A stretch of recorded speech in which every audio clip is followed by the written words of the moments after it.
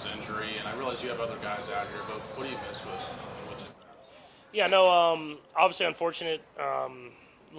Pretty. I guess we're lucky that it wasn't as bad as it could have been. I know he's in good spirits. He's doing well. So just kind of getting him back going again, back moving around.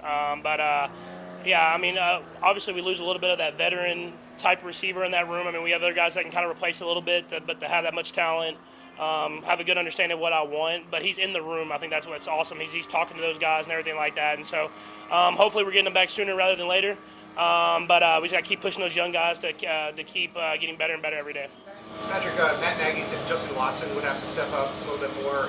How confident are you in him in your third year working together? Yeah, very confident. I mean, a guy that knows everything, can play all three positions, can block, can catch, can stretch the field deep, and can work a little bit underneath as well. And so that's the type of guys that are going to have to step up while he's out. I mean, like I said, we're lucky that it doesn't seem like it's going to be too long. And so Jay Watt will come in and fill that role, and right when Hollywood gets back, we'll throw him right back in there, and he'll be ready to go. First, there were some standouts, or what position group were some standouts for you? Yeah, I mean, I thought it was a competitive camp. I think that was the best thing. I mean, more than just standouts, I thought every day you just didn't know if the offense or the defense was going to win. That's when it's a great camp. Is that you want to compete. There's days where defense gets after us. There's days that I feel like we had the advantage, and so I think that was the most positive thing I took from camp. And obviously, players had days and stuff like that. But I think just the competitive nature of camp was the best part about it. I think we forgot to ask you this the last time you were up here, but what led to the behind the back pass, the Checo, and the red zone period, and how much of that is your idea, how much of that is just having fun, and is there a possibility? Yeah, there definitely is a possibility of it. I mean, it's if you do it, it's got to work. It was a similar play to the one in the Super Bowl, and I wasn't going to do it in that situation, but it was a good day for the offense, especially in that last period. And I had to kind of got it going. You get a few completions, and then once you're kind of having a good day, you have the freedom to kind of try stuff like that. Obviously, if stuff's not working out well, you don't have that opportunity. So it was cool that I completed it. And it's just you want to get in like a live type atmosphere, and that's as live as you're going to get in practice. What did Coach think of it when he His first thing to say is, "I've been telling you to do that for a while." That's all he said. He's like, that's one of the plays I've been telling you can do it. So he's all. I'm telling you, he's all for it. It's me, the one that's hesitant to do it in the game.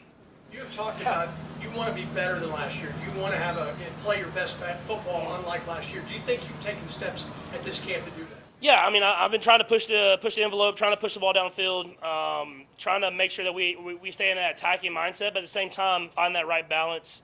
There's been days where we've connected on a lot of deep passes, and there's days where we missed them.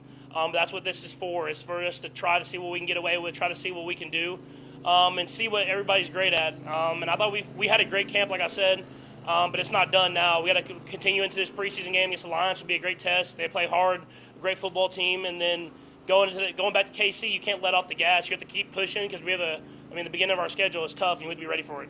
How much would you like to be able to get Xavien involved? Yeah, I know. I mean, we obviously want to get him some catches. I mean, we called a play for him that first play in this last preseason game. Obviously, they brought up pressure. I got it out to Hollywood.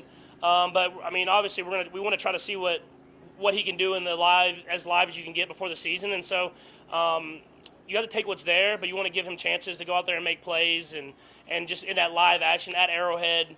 But I mean, defenses are accounting for that as well too. So it's trying to find that balance. You want to get those young guys those plays, him, Wiley, some of these young guys that haven't got a ton of rep, Justin Ross, stuff like that, Sky Moore.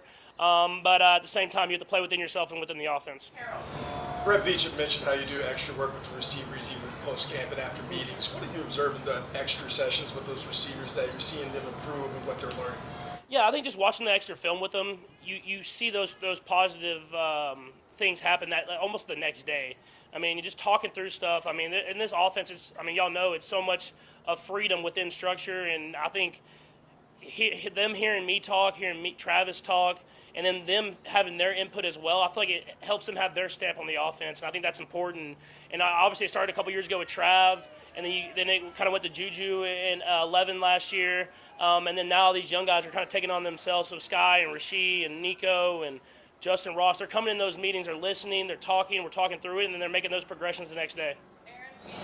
Coach Reed talked about the camaraderie built in the dorms. Maybe you can share a moment where you built a brotherhood with this new team behind the scenes. Yeah, I mean, for me, it's even more than the dorms, we always go to Lazarone a couple times, and we take the guys, we get some pizzas. I usually do it after kind of like the second padded day before the 10-10-10, so we were there yesterday.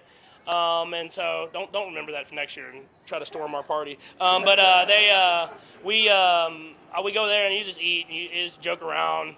I think Ian Book had like 9 pieces of pizza yesterday, man. I had to calm him down because the first time we went, the O-line, he only got 1 piece because the O-line ate all his pizza. So he went in this last day. So no, but the stuff like that is where you build that bond, and then you have those jokes and stuff for the rest of the year. And that's what builds the great culture that we have. Patrick, just Andy is his whole career is about evolution and evolving, just in and outside the football field. Just going into year 8, how has his evolution just affected you on and off the field? Yeah, I think what the best thing about Coach Reed is he pushes you to be great and he pushes himself to be great. I mean, he always is trying to just be more creative. What else can he do to help the offense out, help players out, help like with different motions or different plays, and he challenges the coaches to do that as well. And so when you see that they're working that hard and they're challenging themselves, whenever they ask you to try something that might be a little different, they want you to work on, you can say, all right, I'll try it. If y'all are trying new stuff, we can all try it, and we'll see if we can get better together. And I think that's important because he could be, I mean, he's one of the best coaches of all time. He could just go out there and this is how we do it. This is how I'm going to coach it, and this is how it works. But he's pushing himself to be better, and then he asks a lot of us, but he also asks a lot of himself, and I think that's super important. Patrick, Travis jokes about his age, but obviously he is older for that position. What allows him to be effective, and like what kind of training camp did you think he had? Yeah, I mean it's remarkable, honestly. I mean, you see him out there every day at practice. He's working. He's in there getting the reps. He actually gets mad when they take him out, and he has. He has all the right in the world to go out there and just kind of be on the sideline and coach because he knows all the stuff, and he doesn't necessarily need the reps, but he loves it, man. He loves working. And it makes my job easy as a leader to push other guys because I can just say, look at the Hall of Famer who's out here practicing harder than anybody. And so it's that's what makes him so special, man, is that he enjoys the process of being great, not just the top, not winning the Super Bowl. He enjoys the process of practicing. He enjoys the process of working on little details. And that's what the great ones do. And, I mean, you heard stories about like that with like Jerry Rice and guys like that. And so I think that's what, when you're great like that, you enjoy the process of what it takes to be great. And it helps me lead other guys because you can always point to that guy to show that that's how it's done. Thanks, Patrick. Yeah.